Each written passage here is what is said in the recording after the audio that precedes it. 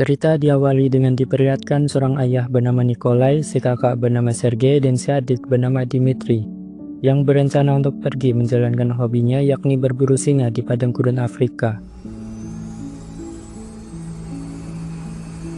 Scene beralih ke seorang gadis bernama Calypso yang ditemani neneknya yang merupakan seorang dukun sakti yang pernah menyantet Ferry Irwanti namun gagal. Ia memberi Calypso sebuah ramuan yang berkhasiat dapat membuka gerbang alam baka dan mampu menyembuhkan penyakit dengan cara yang menakjubkan. What does that symbol mean? It's a sign of the spirit, Papa Legba. Kembali ke Nikolai dan anak-anaknya yang telah sampai ke tujuan. Di situ ada seorang pria bernama Alexei yang merupakan anggota dari geng mafia Rusia. Keikutsertaan Alexei dalam perburuan ini tidak lain dan tidak bukan ialah untuk menjalin pertemanan dengan Nikolai yang diketahui memiliki pengaruh yang cukup besar. Namun di sini Alexei alih-alih menawarkan pertemanan, Alexei justru malah harus sakit hati ketika Nikolai mengabaikannya. You and your imbecilic voice are stalking me, so be quiet. Kedua anaknya Nikolai sendiri yakni Sergei dan Dmitri terlihat memisahkan diri cukup jauh dari kelompok. Disitulah mereka berdua benar-benar kena mental ketika melihat ada seekor singa di hadapannya. Namun hal tak terduga terjadi ketika Sergei mampu menenangkan singa tersebut dengan tatapan matanya. Sampai akhirnya, ya, si singa tiba-tiba mengamuk dan menyerang Sergei gara-gara Nikolai yang tiba-tiba menembakinya. Yang hal itu membuat si singa tersebut menyeret Sergei ke dalam hutan. Tak jauh dari lokasi perburuan, Calypso yang sedang berjalan-jalan di sekitar tempat itu menemukan tubuh Sergei yang bergeletak, ditinggalkan oleh singa tadi. Dengan cepat, Calypso memberinya ramuan ajaibnya. Dengan percampuran ramuan dan darah dari singa tersebut, terjadilah perubahan pada jaringan tubuh Sergei, sehingga Spirits and all the mysteries, the earth. disinilah Sergei sekarang terbaring di rumah sakit dan hampir saja kehilangan nyawanya. Namun berkat sutradara yang masih ingin melanjutkan filmnya, ia pun terselamatkan.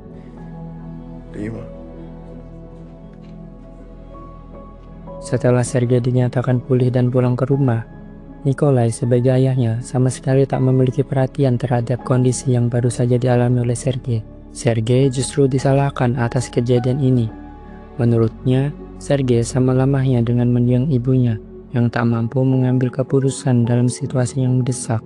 Tak hanya itu saja, Sergei semakin dibuat kecewa ketika melihat kepala singa pada waktu itu terpajang di dinding rumahnya. Rupanya si Nikolai berhasil membunuhnya demi kepuasan semata.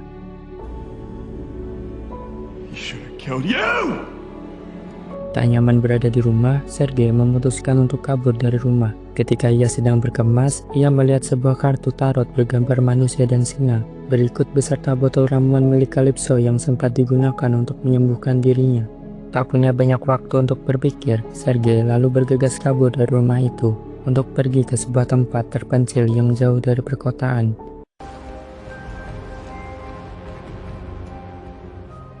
Setibanya di hutan Siberia, Sergei berjalan di hamparan rumput yang luas, di mana Sergei tiba-tiba memiliki pendengaran yang sangat tajam. Yang tak lama, ada segerombolan banteng sedang menuju ke arahnya. Entah mengapa, para benteng tersebut tak menyeruduknya berkat ada seekor benteng yang melindunginya. Seakan benteng tersebut paham akan situasinya. Tiba di hutan yang dituju, yaitu hutan yang sempat dikunjungi oleh Sergei dan mendiang ibunya dulu. Di sana ada sebuah pondok rumah kaca terbengkalai yang dulu sering ditempati oleh Sergei dan ibunya saat sedang berlibur.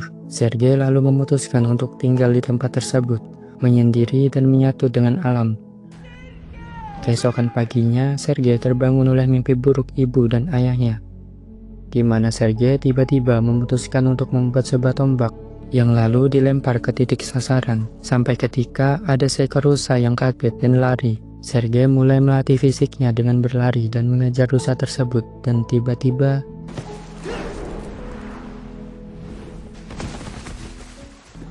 ya, entah dari mana datangnya kelincahan dan kecepatan ini. Sergei lalu mencoba penglihatannya yang bisa melihat dari kejauhan, di mana Sergei melihat ada para pemburu yang sedang mengincar tanduk benteng.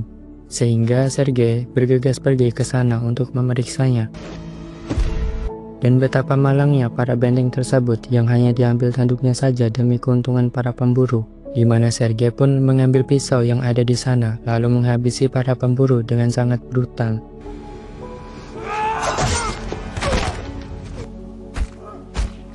Sepuluh tahun pun berlalu, inilah Sergei sekarang, sedang dibawa ke salah satu penjara terketat di dunia, bersama para narapidana lain. Terlihat ia memiliki tato di lehernya yang entah untuk apa itu dibuat. Sergei pun pasrah dijebloskan ke penjara yang dipenuhi dengan narapidana kelas kakap.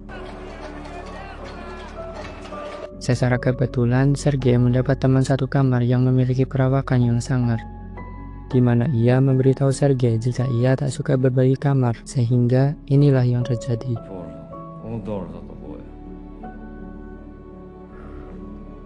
Keesokan paginya, ketika Sergei sedang berolahraga mengangkat beban di lapangan penjara, ada dua narapidana yang mengganggunya, di mana Sergei kembali menunjukkan kekuatan fisik luar biasanya, dan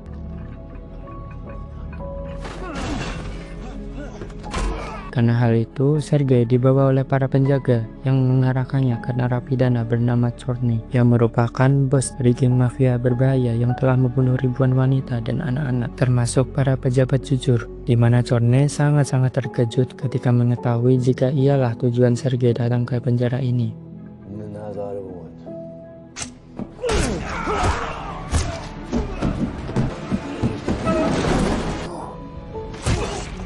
Setelah berhasil menghabisi Chorny dengan taring harimau, Sergei lalu bergegas pergi dengan memanjat dinding dengan sangat lincah. Berkat kejadian digigit singa pada waktu itu, Sergei memiliki fisik dan skill yang luar biasa yang tak dimiliki manusia pada umumnya. Lolos dari kejaran para penjaga, Sergei lalu berlari menuju badai salju. Ketika dalam perjalanan, ia tak sengaja berjumpa dengan seekor serigala yang langsung tunduk padanya. Yang tak lama datang sebuah pesawat yang menjemputnya.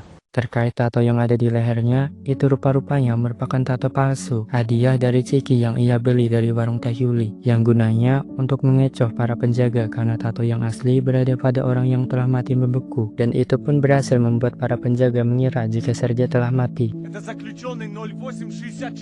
Singkat cerita, ketika Sergei telah kembali ke tempat tinggalnya di hutan, ia pun berburu ikan di sungai untuk dimakan mentah-mentah. Di hutan yang sama, ada sekelompok pemburu tanduk kerbau yang hendak pergi dari hutan tersebut. Namun dicegah oleh Sergei. Dikira Sergei adalah mas-mas kampung biasa, Sergei pun langsung dengan cepat membabat mereka semua.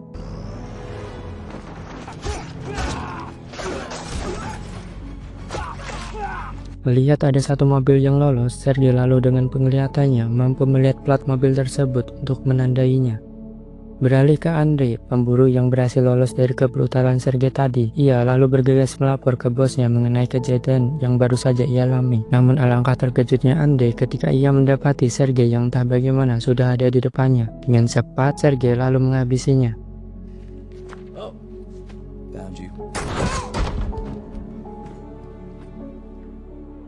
Scene beralih ke Calypso yang sudah dewasa menghadiri pemakaman jaksa hakim kenalannya yang mati akibat membela kebenaran. Di situ juga ada Sergei yang langsung menghampirinya setelah Calypso selesai berpidato.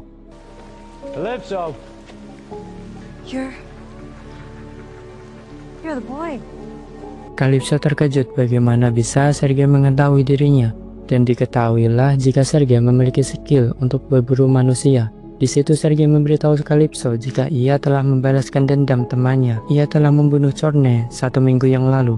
Awalnya Calypso tak mempercayai perkataan Sergei, namun setelah ia menyelidikinya, ia pun mempercayainya.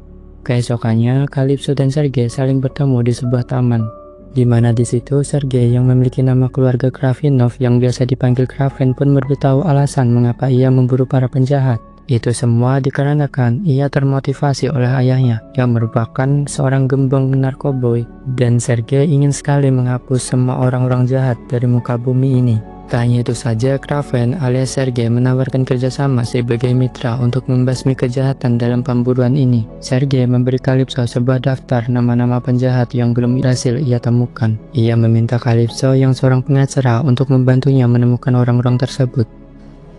A little friendly advice. If you keep going after the names on that list, people you care about are gonna get hurt.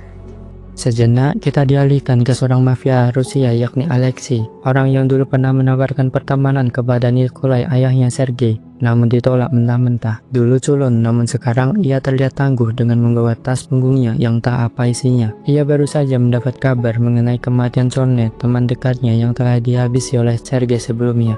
Mendapati rumor mengenai Hunter yang memburu para penjahat itu bukanlah sekedar legenda, ia pun memutuskan untuk memburu Sergei terlebih dahulu sebelum ia memburunya. Karena butuh tambahan orang yang kompeten dan ahli di bidangnya, Alexei menemui anak-anak buah terbaik Chorny untuk diajak kerjasama. Akan tetapi, para kriminal tersebut justru malah meremehkannya. Alhasil, Chorny pun melepaskan selang obat yang terhubung dengan badannya. Dan tiba-tiba,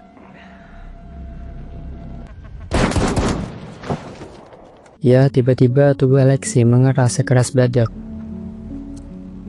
Ketika para kriminal tersebut hendak menembaknya lagi, para sniper bawaan Alexei terlebih dahulu menyerang mereka. Tersisa 2 orang yang masih hidup, di mana Alexei hanya membutuhkan 1 orang saja, dan ini yang terjadi. Berkat penjahat yang baru saja direkrutnya, Alexei akhirnya berhasil mendapatkan rekaman penjara yang jelas. Itu adalah Sergei, anak dari Nikolai. Mengetahui Sergei merupakan sosok dari Hunter yang sering memburu para penjahat, ia lalu segera menyewa seorang pembunuh bayaran yang sudah lama terobsesi dengan sosok The Hunter, yakni Foreigner. Orang yang memiliki kemampuan spesial di mana ia dapat menghentikan pergerakan seseorang hanya dengan tatapan matanya selama kurang lebih 3 detik. 1, 3.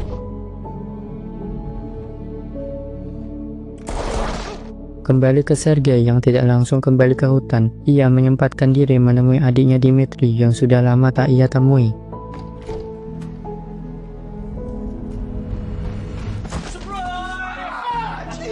Setelah banyak mengobrol panjang lebar tentang kehidupannya masing-masing, mereka pun minum-minum bersama sampai Dmitri mabuk. Karena Sergei telah lama tinggal di hutan, ia pun kesulitan tidur di apartemen. Yang hasil, ia memutuskan untuk tidur di luar. Keesokannya, saat Sergei hendak berpamitan pergi ke Dmitri, ia terkejut melihat Dmitri tengah diculik oleh beberapa orang tak dikenal. Sergei sempat melihat rokok yang para penjahat itu gunakan dan langsung melakukan pengejaran.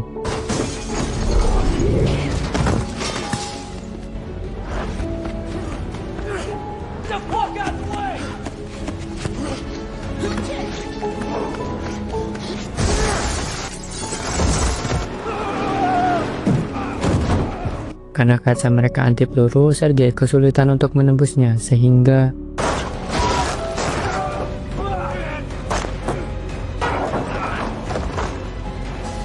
masih tak mau menyerah, Sergei dengan insting binatang buasnya masih melakukan pengajaran yang kali ini mencoba untuk menghentikan sebuah helikopter dan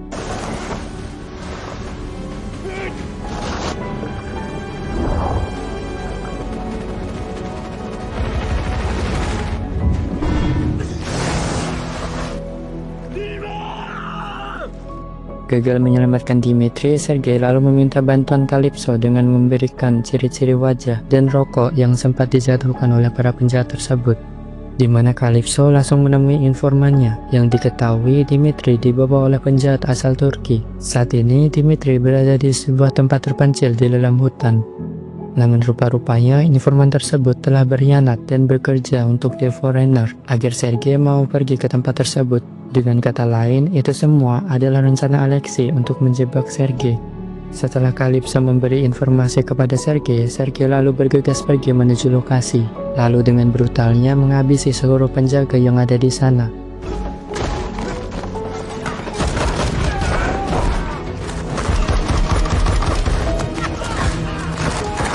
Saat menginterogasi salah satu penjaga di sana, Sergei melihat ada 2 penembak dari kejauhan, dan tiba-tiba sebelum mati, si penjaga menyebutkan nama orang yang telah menyuruhnya, yakni Alexei. sehingga Sergei menelpon Calypso untuk meninggalkan kota dan menemuinya sesuai lokasi yang ia berikan. Tak lama setelah Sergei pergi, muncullah si foreigner yang sampai ke lokasi. Ia menemukan sebuah sumpit yang dipakai Sergei sebelumnya. Yang tak lama datang dua petugas yang sedang memeriksa TKP. Yang alhasil, ini yang terjadi. 1. What are you doing? Di saat bersamaan, ternyata Dimitri tengah disekap di kediaman Alexei. Mengetahui jika Dimitri sering dianggap lemah oleh ayahnya, Alexei lalu menawarkannya sesuatu yang bisa membuatnya menjadi lebih kuat. Namun sebelum itu, ia harus menjalani eksperimen dari ahli biokimia bernama Profesor Miles Warren. Alexei kemudian menunjukkan hasil eksperimen yang telah ia jalani, yang membuat tubuhnya mengeras seperti badak.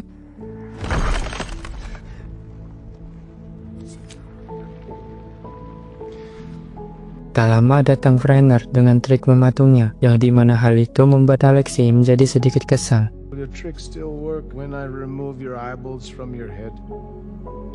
Langsung to the point, maksud kedatangan Foreigner ke tempat itu, yaitu untuk memberitahunya mengenai petunjuk yang ia dapatkan dari TKP. Sebuah tanaman bernama Rosaripi yang hanya tumbuh di hutan Siberia. Sergei menggunakan tanaman tersebut sebagai racun pada sumpitnya, yang bisa disimpulkan bahwa Sergei tinggal di wilayah tersebut. Kembali ke Sergei yang telah kembali ke hutan menyambut Calypso yang baru saja meninggalkan perkotaan. Sergei sengaja mengundang Calypso ke tempat itu untuk melindunginya dari Alexei yang berniat buruk padanya. Ketika mereka sedang berjalan menuju rumah Sergei, tiba-tiba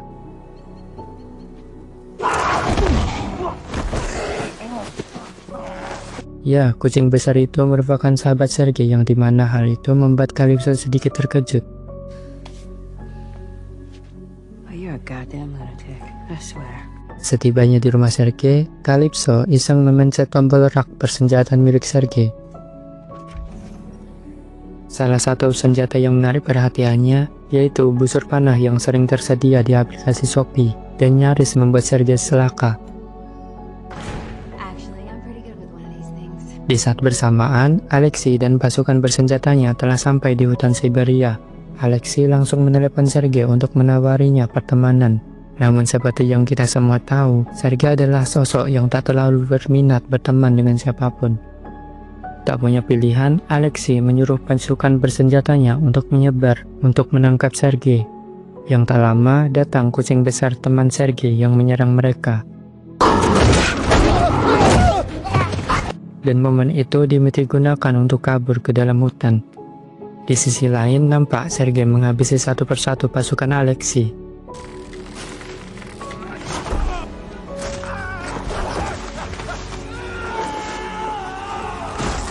Melihat pasukannya dikalahkan dengan mudah oleh Sergei, Alexei lalu memanggil helikopternya dan tiba-tiba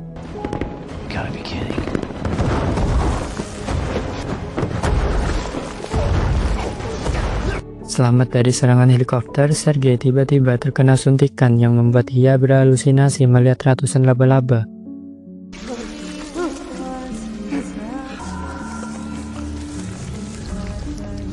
Rupanya suntikan tersebut berasal dari Foreigner yang kemudian membuat Sergei tak berkutik melawannya.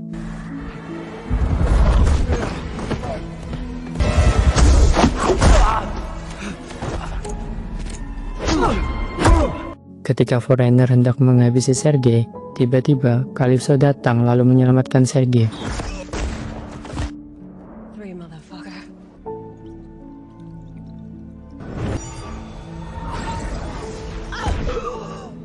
Alexei yang melihat pasukannya tak kunjung kembali, ia lalu memutuskan pergi meninggalkan hutan untuk menyusun strategi baru. Di dalam perjalanan, tiba-tiba Alexei dan pasukannya diserang oleh sekawanan banteng.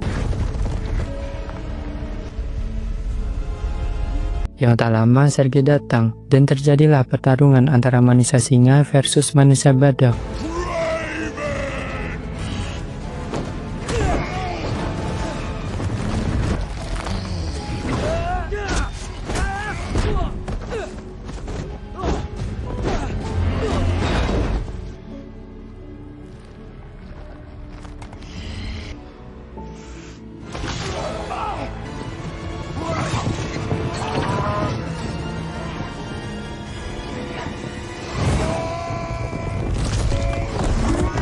Pertarungan tersebut dimenangkan oleh Sergei dibantu dengan sekawanan benteng yang ikut menyerang Alexei. Sebelum mati, Alexei memberitahu Sergei orang yang telah membocorkan identitasnya, yang rupa-rupanya orang itu adalah Nikolai, ayahnya dari Sergei sendiri. Beberapa hari kemudian, Sergei menemui ayahnya yang sedang camping di suatu tempat di sebuah hutan di Rusia. Sergei bertanya mengapa ayahnya memberitahu identitasnya kepada Alexei. Si Nikolai lalu menjelaskan jika sedari dulu ia membenci Alexei yang memiliki potensi untuk menyaingi bisnisnya. Oleh sebab itu, ia mengadu domba Sergei dengan Alexei, dan sesuai perkiraannya, Sergei dapat mengalahkan Alexei. Mendengar hal itu, Sergei yang tak habis pikir dengan ayahnya, dengan sakit hati lalu menyuruh seekor beruang untuk menghabisi ayahnya sendiri. Beberapa waktu kemudian di sebuah klub diperlihatkan Dimitri telah mewarisi kekayaan milik ayahnya. Namun alih-alih menggunakan kekayaan tersebut ke jalan yang benar, Dimitri justru malah menjalin bisnis dengan sekelompok mafia, di mana hal itu sama saja membuat permusuhan dengan Sergei. Ketika Sergei hendak menghentikan Dimitri, tiba-tiba rupa-rupanya Dimitri telah menjalankan eksperimen sama seperti Alexei, yang membuatnya mampu meniru wajah seseorang layaknya bunglon. Hey!